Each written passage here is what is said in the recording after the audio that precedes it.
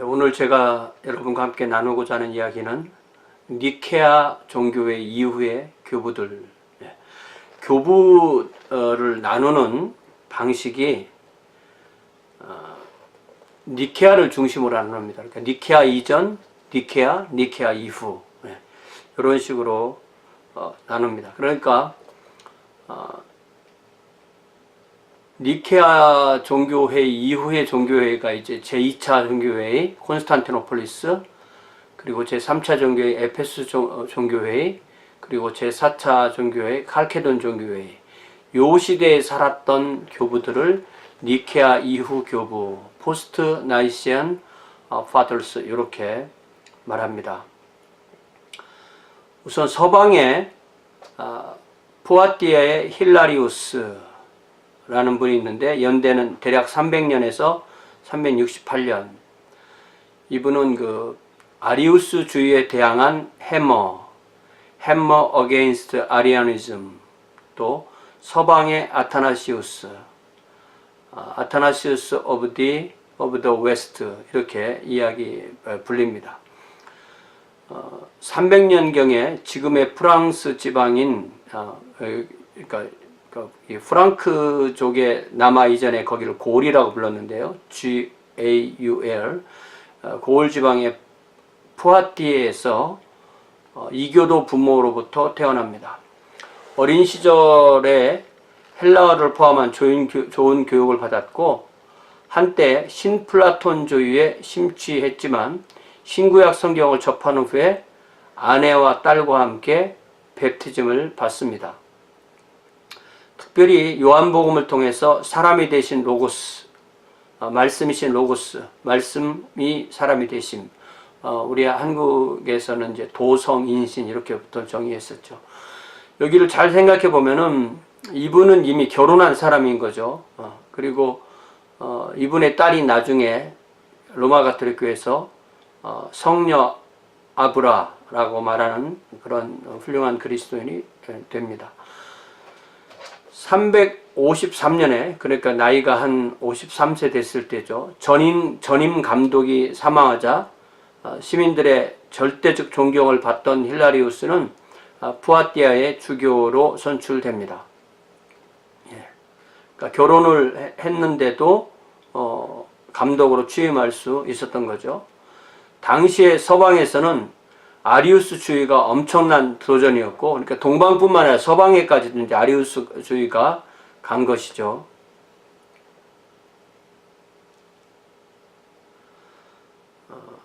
힐라리우스는 그에 대항해서 영적으로 싸우는 큰 임무를 가지게 되었습니다.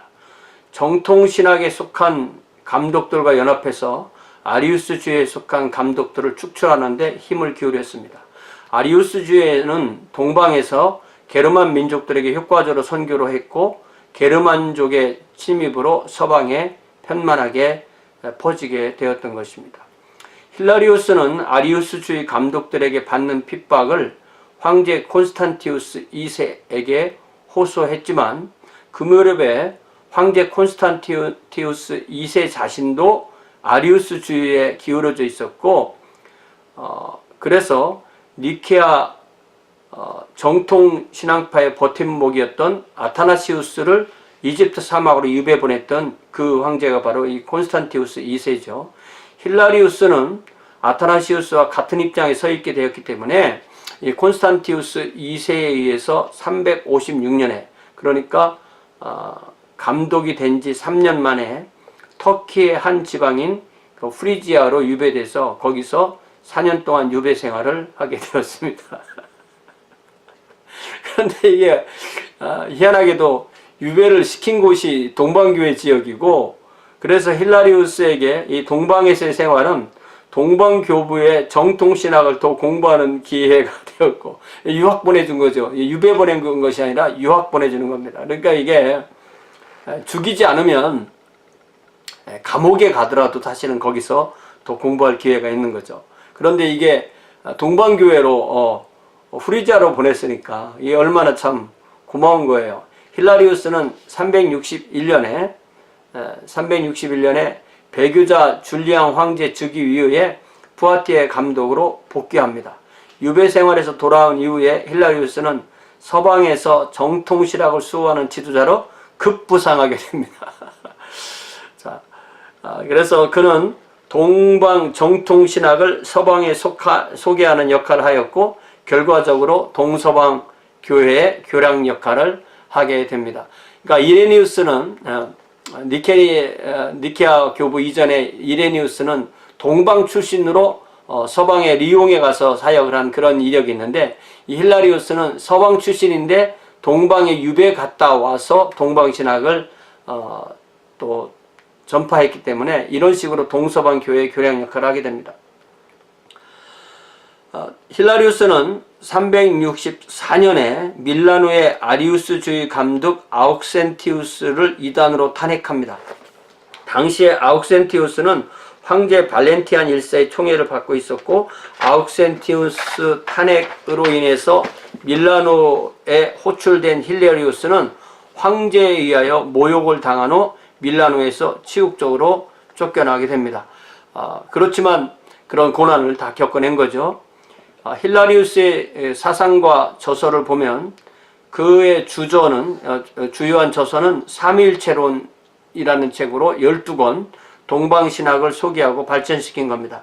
그의 삼위일체 안에는 아리우스가 사용한 성경 구절에 대한 효과적인 논박을 포함하고 있고, 아리우스주의를 효과적으로 논박함으로 아리우스주의에 대항한 햄모 혹은 서방의 아타나시우스라는 별명도 얻게 됩니다.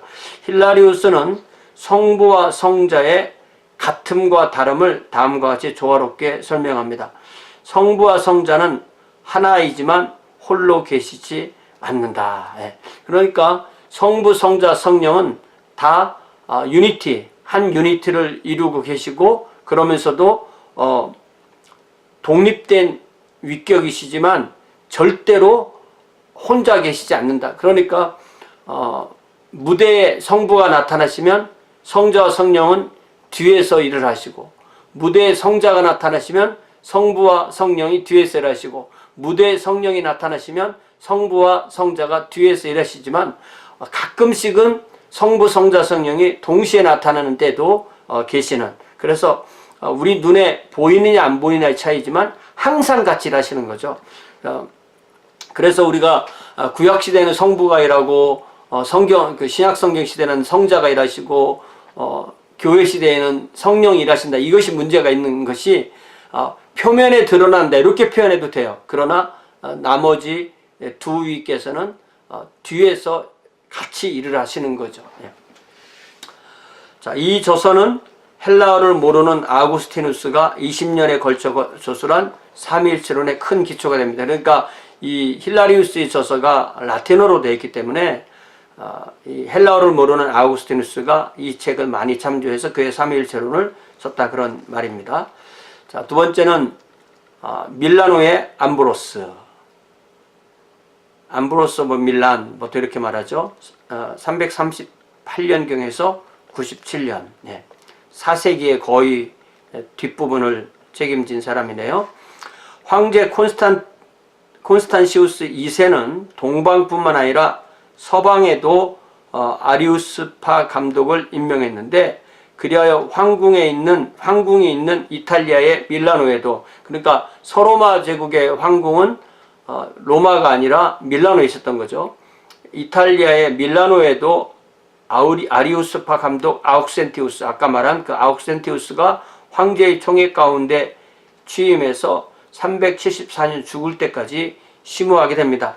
감독이 죽자 성도들이 소동을 일으키며 정통파 감독을 요구합니다. 그러니까 이게 이런 민주주의는 아니지만 이 대중의 어떤 요구를 정치인들은 이렇게 억누르기가 그렇게 쉽지 않습니다.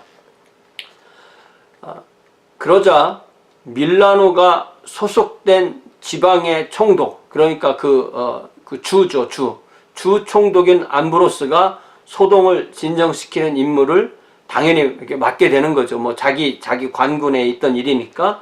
그래서 그럼 암브로스는 누구냐? 암브로스는 현재 독일 지방에서 태어나서 로마에서 교육을 받았고, 그의 아버지는 로마의 귀족이었습니다. 공무원 신분이었기에 베프티즘을 받지는 않았으나 경건한 그리스도인이었으며 독신 생활을 하고 있었다. 이 공무원 신분이었기에 베프티즘을 받지는 않았으나 경건한 그리스도인이면서 독신 생활을 한 사람은 그의 아버지가 아니라 암브로스를 말하는 겁니다. 밀라노가 소속된 지방의 총독으로서 교회의 소동을 진정시키기 위해서 교회에 도착했을 때 한 어린아이가 이렇게 소리쳤다고 합니다. 일종의 모든 역사 교과서에 말하는 내용이죠. 암브로스를 감독으로, 암브로스를 감독으로. 암브로스 for bishop, 암브로스 for bishop. 회중은 갑자기 조용해졌고 모두 이를 하나님의 뜻으로 받아들였습니다. 그리하여 암브로스는 8일 안에 먼저 베프티즘을 받고 그 다음에 부제, 그러니까 이 디컨을 집사라고 번역하면 안 되는 거죠. 부제를 안수받고 그 다음에 장로로 안수를 받고 그 다음에 밀라노의 감독으로 취임하게 됩니다. 그러니까 이런 케이스가 아주 특별한 케이스인 거죠.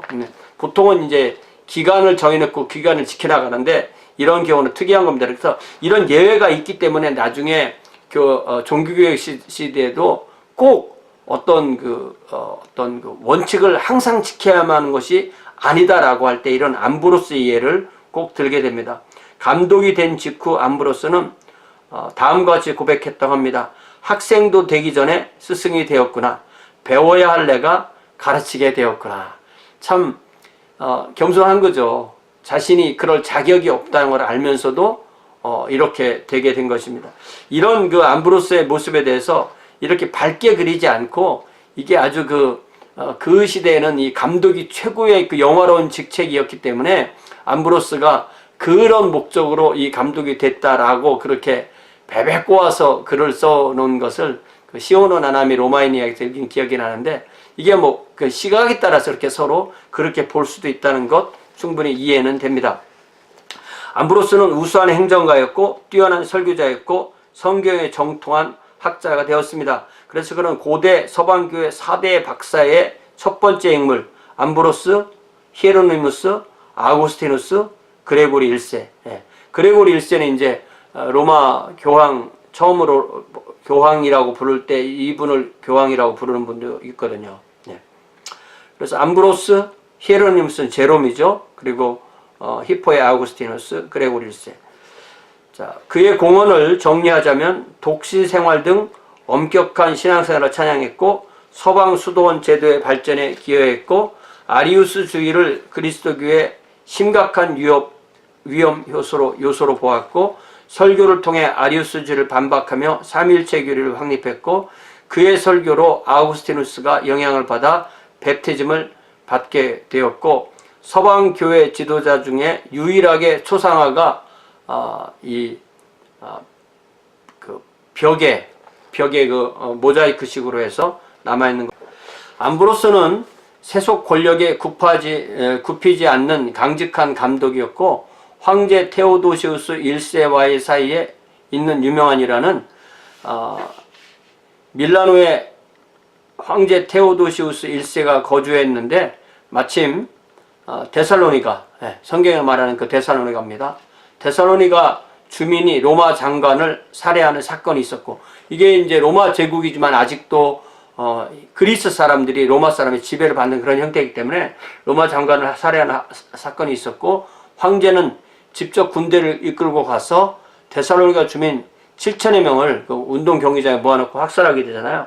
그래서 암브로스 감독은 황제가 회개하기까지 떡과 포도주 주기를 거부했고 그리하여 테오도시우스 1세가 공식적으로 참여했다. 요 내용이 이제 곤잘레스 교과서에 나오고 또 곤잘레스 교과서 이거 말고 또 유대인 회당을 불태우는 그 이야기가 나오죠. 이게 제가 강의 노트에서 많이 다루지 못하지만 이 기독교 2000년 역사가 그 유대교도들에 대해서 그들을 긍정적으로 대하는 것과 그들을 부정적으로 대하는 것 사이에서 그들을 핍박하고 괴롭히고 한 것이 훨씬 많습니다. 그리고 그것의 결정판이 나중에 히틀러의 유대인 학살로 그렇게 드러나게 되는 거죠. 이것도 교회가 가지고 있는 그 죄악의 일부예요. 뭐 교회가 가지고 있는 죄악이 굳이 예를 들자면은 이런 유대인 그 엔타이세미티즘이라고 말하는 유대인에 대한 핍박, 또 십자군 운동, 또 어떤 그 식민 개발에 어떻게든 그 영향을 끼친 것, 특별히 미국인들이 그 아메리카 원주민들을 학살한 것들, 또 어떤 그 흑인 노예, 이런 문제들이 이제 계속 드는 거. 이런 뭐 음모론이 아니고 역사에 그대로 나타나는 겁니다. 이런 부분들을 우리가 모르는 게 수는 아니에요. 알고 우리가 어떻게 이런 것을 극복해낼 수 있느냐, 이걸 찾는 것도 역사에 아주 중요한 공부가 됩니다. 암브로스의 설교에서 한 부분을 가지고 왔습니다. 그대는 그대의 것을 가난한 사람들에게 주는 것이 아니라 그 사람의 것을 그에게 돌려주는 것이다. 왜냐하면 모든 사람에게 주어진 것은 함께 사용하라고 준 것인데 그대는 그대 자신만을 위해서 그것을 도둑질했기 때문이다. 사람은 빵을 구하는데 그대의 말은 황금을 씹고 있다. 오 부자들이여, 그대들에게 떨어질 심판은 얼마나 무거운가. 백성은 눈물을 흘리는데 그대는 옥반지를 굴리고 또 굴리는구나. 그대 옥반지 하나면 모든 백성을 구하고도 남을 것인데 그대는 그대가 지니고 있는 재화의 주인이 아니라 관리자일 뿐인데 그대는 황금을 땅속에 파묻고 있다. 차라리 황금을 팔아서 구원을 사라.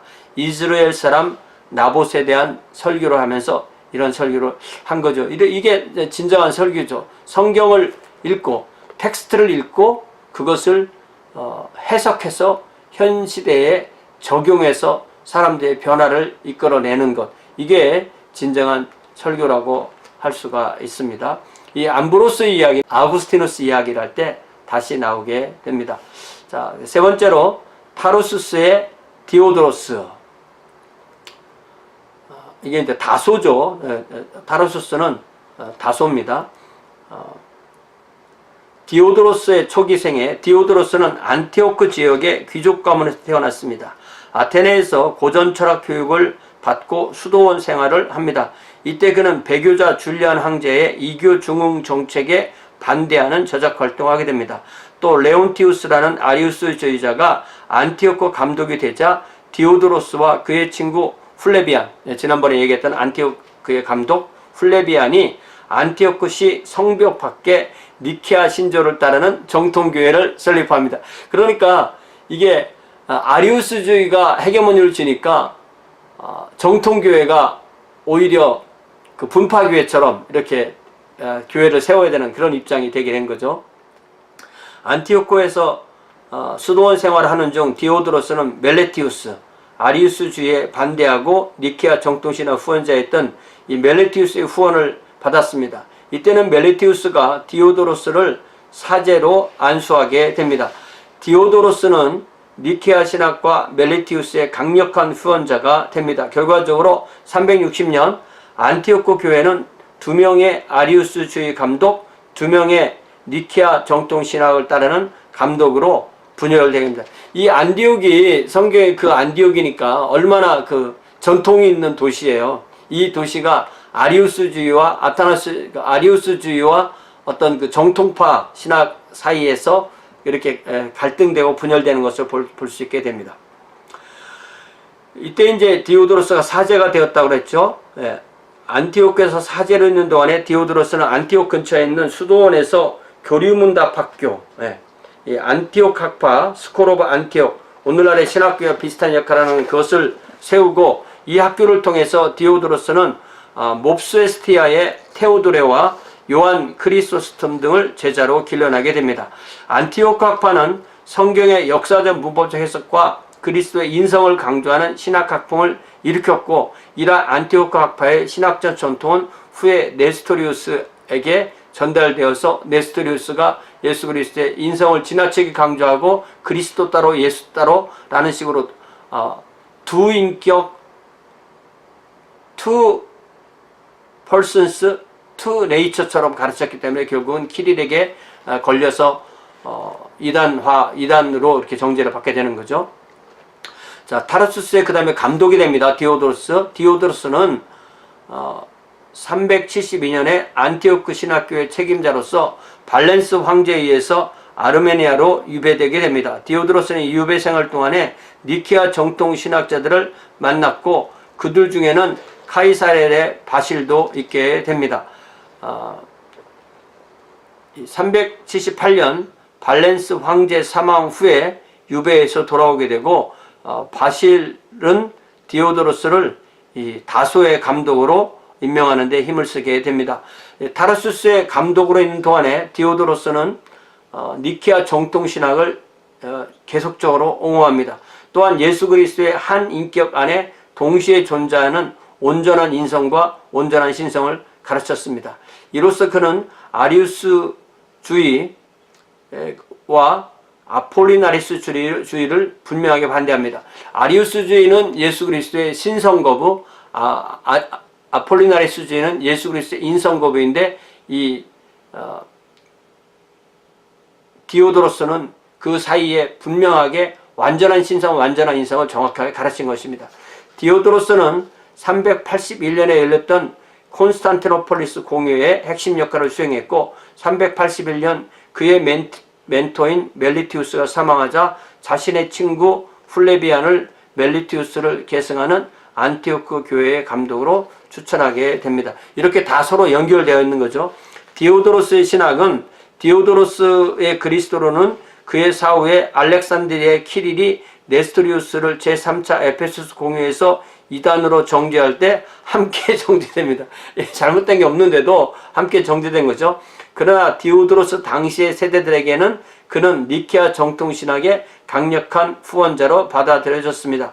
그는 콘스탄티노폴리스 공의회 제2차 공의회의 핵심 인물이었고 황제 테오도시우스 1세로부터 신앙의 챔피언이라는 말을 들었습니다. 디오도로스의 저작은 극히 일부가 단편 형태로 남아있고 그의 신학적 주장은 주로 제자들의 저작 속에서 인용 형태로 드러납니다. 또 디오도로스는 당대 많은 교부처럼 만인 구원론을 가지고 있었다. 그러니까 디오도로스의 연대가 390년이니까 381년 콘스탄티노폴리스 공의회에서는 중요한 역할을 했고 나중에 키릴이 431년에 에페소스 공교회에서 네스토리우스를 이단으로 정죄할 때 디오도로스도 네스토리우스에게 영향을 주었기 때문에 같이 정죄되었다는 그런 말입니다. 자, 네 번째 이제 히에로니무스의 그 영어식 이름은 제롬이고요. 헬라식 이름의 풀네임이 유세비우스 소프로니우스 히에로니무스. 네. 이게 이제 영어로 바뀌면서 이게 이제 어떻게 제롬이 되나. 히에로니무스가 그리스에서 라틴어를 거쳐서 영어로 오면서 어떻게 제롬이 되나 이런 것도 우리가 같이 공부해 보면 이런 건 다 어원 사전을 찾아보면 다 나오게 됩니다. 히에로니무스는 판노니아와 달마티아의 접경, 지금의 그 슬로바니아 지역의 중류층 그리스도인 부모에게서 태어나게 됩니다. 12살에 로마로 가서 문법, 수사학, 고전 라틴 문학 등의 교육을 받았습니다. 366년에서 베프티즘을 받고 독일 지역의 수도원 공동체가 있는 마을을 방문하게 됩니다. 히에로니무스는 수도원 생활을 하겠다고 서원을 합니다. 그 후 373년 동방 안티오크 근처 사막에서 실제로 1년 동안 수도원 생활을 하게 됩니다. 이때 최후의 심판석에서 너는 키케루의 제자냐 아니면 그리스도의 제자냐라는 질문을 받는 유명한 꿈을 꾸었다고 합니다. 그 후 안티오크에서 사제로 안수를 받습니다. 제2차 공의회 중에 콘스탄티노폴리스에서 나지안주스의 그레고리를 만나서 신학을 공부합니다. 그 후 382년에 로마로 가서 로마 감독 다마서스 1세의 부사가 됩니다. 다 이게 우리가 그동안 공부한 사람들과 이렇게 서로서로 연결되고 영향을 주고 영향을 받고 하는 걸 알 수 있죠. 로마 감독 다마서스는 히에로니무스에게 라틴어로 성경을 번역한 것을 요구하게 되고 히에로니무스는 당시에 히브리어와 헬라어를 능통하게 구사할 수 있는 몇 명 안 되는 학자였습니다. 그래서 히에로니무스가 번역한 이 라틴어 신구약 성경이 그 유명한 라틴 벌게이트인데, 이 벌게이트라는 말이 라틴어로는 불가타라고 하는데, 이 불가타가 우리가 지금 볼 때는 상당히 고어인데, 그때는 이게 바로 일반어였고 통속어였다는 거예요. 그래서 모든 시대에 그 시대에 맞는 성경이 번역되어야 되는 이유가, 바로 성경은 언어에 종속되고 언어는 살아있는 유기체처럼 시대에 따라 변하니까 그 시대의 사람이 알아듣는 말로 번역이 돼야 되는 거예요. 그러니까 저는 개혁과 개혁 개정으로 우리는 배웠지만, 우리 다음 세대들은 더 쉬운 한국어라는 표현보다는 그들의 한국어로 또 이 성경이 번역돼야 되는 것을 우리가 알게 되는 거죠. 그래서 라틴 벌게이트는 그 후에 서방 그리스도교의 기본 성서가 되는데, 이제 문제는 이 라틴 벌게이트 자체도 번역이잖아요. 그러니까 구약은 히브리어로, 신약은 헬라어로 봐야 되는 것이 맞는 겁니다. 그러니까 번역서가 마치 원어 성경보다 더 좋은 것처럼 얘기하는 것은, 이거는 좀 이상한 거죠. 나중에 그 영어 킹제임스도 마찬가지입니다. 번역서를 고집하는 것은 바보 같은 짓입니다. 자, 히에로니무스는 로마에서도 수도원 운동을 추진합니다. 이때 몇몇 여성 성도들과 깊은 교분을 갖게 됩니다. 이 일로 히에로니무스는 교계의 의혹을 받았습니다. 이 곤잘레스는 이 히에로니무스가 너무너무 똑똑했기 때문에, 똑똑한 데다 대고 이 사람은 다른 남자 지도자들과는 늘 경쟁심을 가지고 있었기 때문에 그들과 깊은 교제를 못했고, 여자 지도자들은 자기를 경쟁 대상자로 여기지 않았기 때문에 그들과 친했다, 이런 재밌는 설명을 해주고 있습니다. 그래서 이분 주변에는 항상 여성 성도들이 있고, 죽을 때까지도 그렇게 죽은 이야기가 이 곤잘레스 교과서에 자세하게 설명이 되어 있습니다. 로마 감독 다마서스 1세 사후에 히에로니무스는 감독으로 선출되기를 바랬지만 그렇게 되지 않았고, 그래서 히에로니무스는 이 예루살렘 남쪽에 베들레헴에 가서 남녀 수도원을 각각 건설하고 죽을 때까지 거기서 살게 되는 아주 특별한 그런 이력을 가지고 있는 분이죠. 히에로니무스의 학문과 업적은 그는 오리게네스의 신학에 강력히 반대하고, 또 성경 번역을 계속해서 결국 391년에 신약을 완성하고 405년에 구약을 완성하는, 히에로니무스가 420년에 죽게 되니까요. 그는 또 많은 주석과 책과 편지를 저술했고, 그의 유명한 그 저서가 신앙 위인들의 생애, The Lives of Illustrious Men인데, 베드로부터 시작해서 자기 자신을 맨 마지막에 집어넣는 그런 어떤 위인 전기를, 신앙 위인 전기를 쓰는데 자기 자신을 맨 마지막에 집어넣었다. 참 재밌는 거죠. 수도원 생활을 강조했고, 여러 논쟁에 참여했고, 항상 정통신학을 옹호합니다. 창조성은 조금 부족하다고 하지만 역시 가장 뛰어난 당대의 신학자였고, 특별히 라틴 벌게이트를 번역한 것으로 인해서 로마 가톨릭 교회에서는 아주 핵심되는 그러한 교부 중에 한 명으로 보통 그렇게 인정을 받습니다. 자, 다섯 번째, 몹스 에스티아의 테오도로스. 테오도로스라는 말은 하나님의 선물, 이런 뜻입니다. 350년에서 428년. 테오도로스는 안티오크에서 아버지가 공직에 있던 부유한 가정의 독자로 태어납니다. 요한 크리소스톰보다 2-3년 연상으로 일평생 서로 좋은 우정을 유지합니다. 요한과 함께 이교도 수사학자 리바니우스에게서 헬라어 문법과 문학을 배웁니다. 요한과 테오도로스는 타루스스의 디오도로스가 세운 안티옥 신학교에서 신학을 공부합니다. 그때도 다 신학교가 있고 신학을 가르치고 배우고 했다는 거죠. 테오도로스는 한동안 결혼과 독신 생활 가운데 혼란을 겪었지만 요한의 권유로 사제의 길을 걷게 됩니다. 신학교 시절에 테오도로스는 영적인 삶을 사는 것과 성경 주석과 안티오크 학파의 학풍을 배웁니다. 신학 공부를 마친 테오도로스는 안티오크의 주교 플레비안에게 383년에 사제로 서fon을 받고 안티오크 교회의 분열 시기에 목회자와 신학자로 명성을 얻습니다. 테오도로스는 타르수스와 올림피우스를 거쳐서 길리기아 지방의 몹스에스티아의 주교가 됩니다. 그는 이곳에서 36년 동안 주교로 있으면서 성령 부인론자, 성령 회순당, 지난번에 공부한 거죠. 그들과 토론을 벌여서 성령의 신성을 변호합니다. 그는 428년에 네스토리우스 논쟁이 일어나기 전에 생을 마감했기 때문에 네스토리우스 논쟁에 직접적으로 휘말리지는 않았습니다. 자, 테오도로스의 신학은 그는 스승 디오드로스의 역사적 문법적 성경 해석을 정교하게 발전시킵니다. 그리하여 구약 성경의 모형론적 해석을 정립합니다. Typological Interpretation of the Old Testament.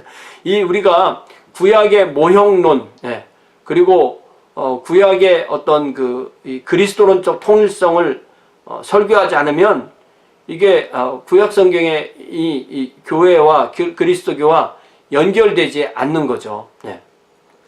알렉산드리아 학파의 우화적 해석, 알레고리컬 인터프리테이션이 구약 성경의 역사적 사건이 그 의미를 잃게 하는 해석임에 반해서 안티오크 학파의 역사적 문법적 성경 해석에 근거한 모형론적 해석은 구약 성경의 역사적 사건도 그 의미를 잃지 않으며 동시에 구원사적 의미를 갖게 됩니다.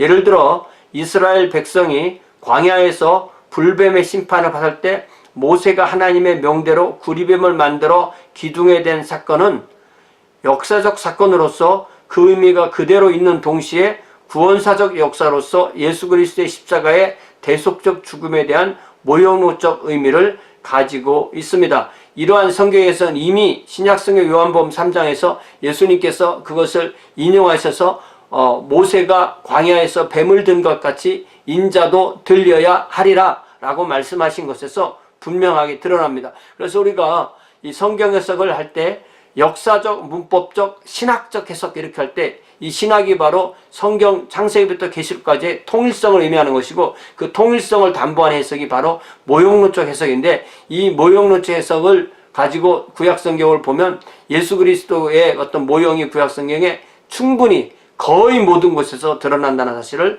알게 됩니다.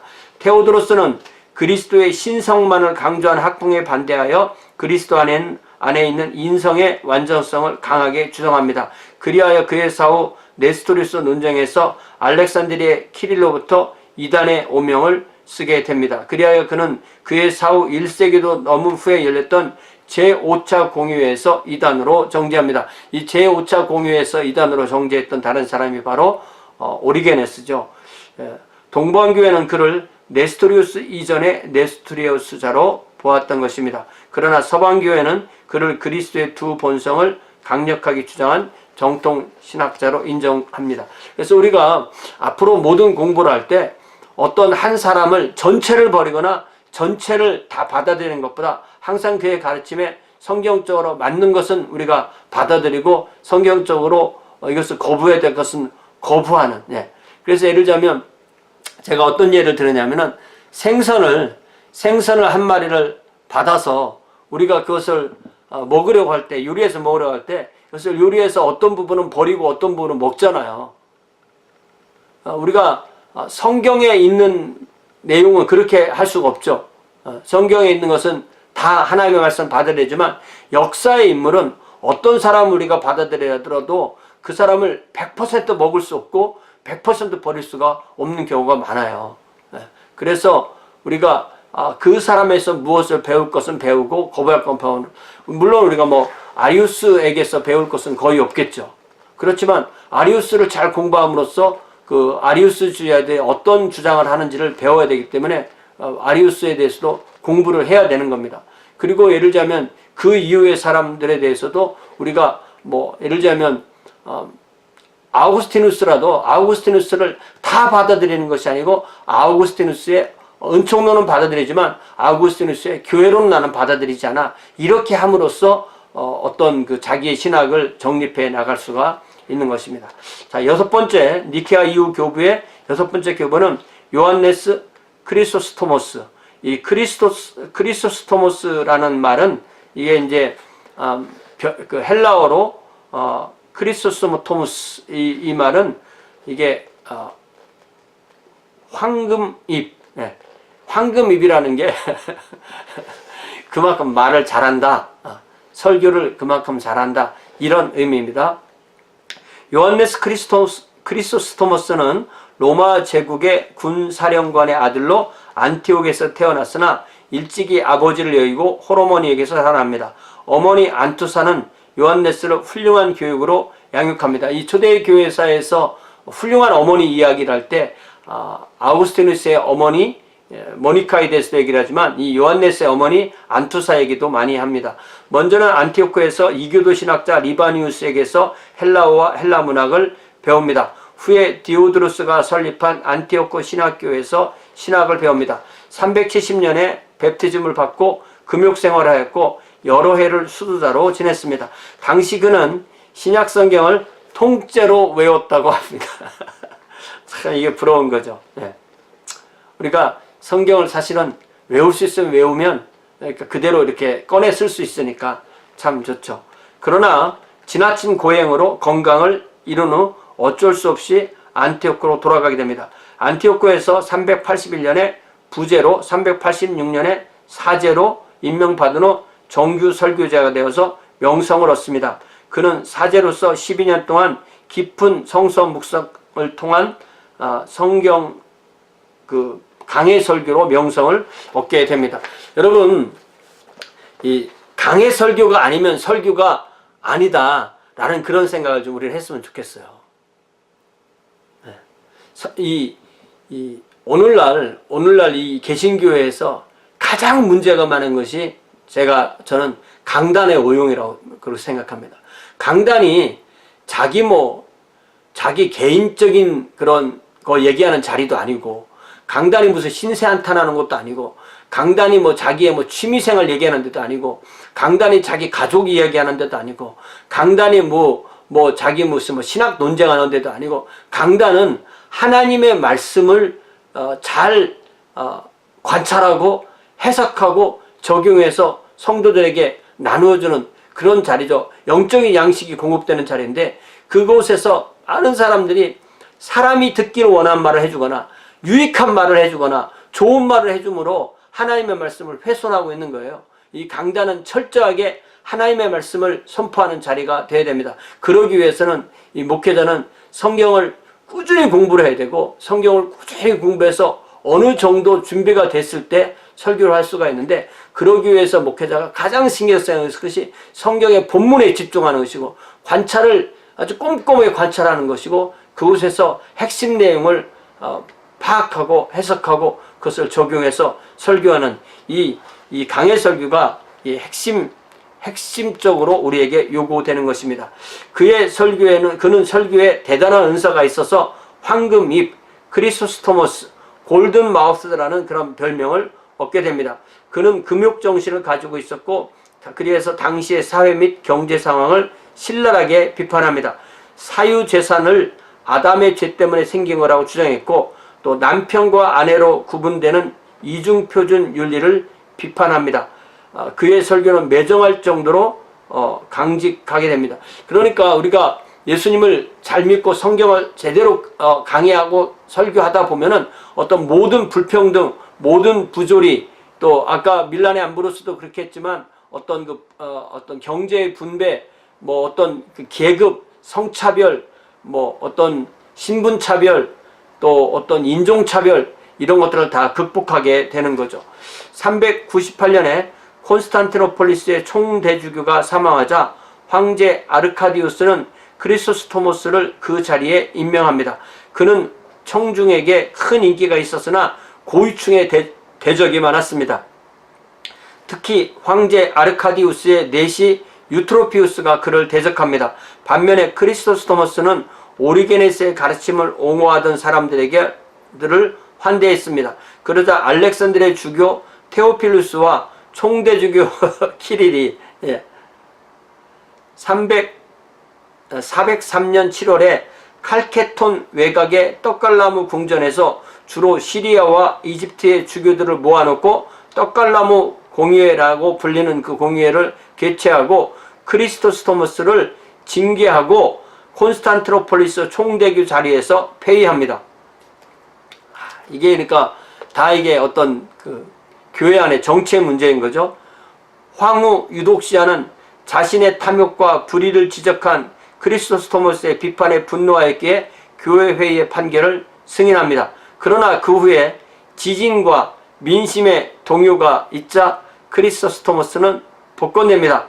크리스토스토머스는 다시 황공을 비판하고 황후 유독시아를 이세벨처럼 헤로디아처럼 그렇게 공격하는 설교를 하게 됐고, 결국 크리스토스토머스는 다시 아르메니아로 유배되고 유배지에서 사망하게 되는 그런 이야기가 교과서에서도 자세하게 나와 있습니다. 그러니까 설교자는 하나님의 말씀을 설교하다 보니까 어쩔 수 없이 이렇게 비판의 설교를 하게 되는 경우도 있게 됩니다. 여기까지가 이번 주에 공부할 거고요. 다음 주에는 이제 히포의 아우구스티누스 그리고 초대교회 교회론 이렇게 해서 이제 초대교회사가 맞춰지고 그 다음 주에는 6주, 7주, 8주는 중세교회사를 공부하도록 하겠습니다. 간략간략하게 넘어가지만 이름을 한 번이라도 들어본 사람과 그렇지 않은 사람은 굉장히 차이를 느껴요. 그래서 한 번이라도 이름을 들어봤으면 그래도 반갑고, 전혀 들어보지도 못한 이름이면 또 나름대로 낯설기 때문에 이렇게 한 번이라도 이름을 듣고 지나가는 것이 우리에겐 도움이 되고, 우리가 보다시피 다 서로 연결되고 영향을 주고받고 그렇기 때문에 어떤 역사의 어떤 그 순서, 흐름 이런 것을 우리가 알아야만 어떤 시대착오적 발언을 하지 않게 되는 겁니다. 언제 태어났고 누구에게 교육받고 어떤 일을 하고 언제 죽었다, 이런 것들을 우리가 기본적인 맥락을 알아야만 역사를 이해하는 데 많은 도움이 됩니다. 여기까지 하겠습니다. 감사합니다.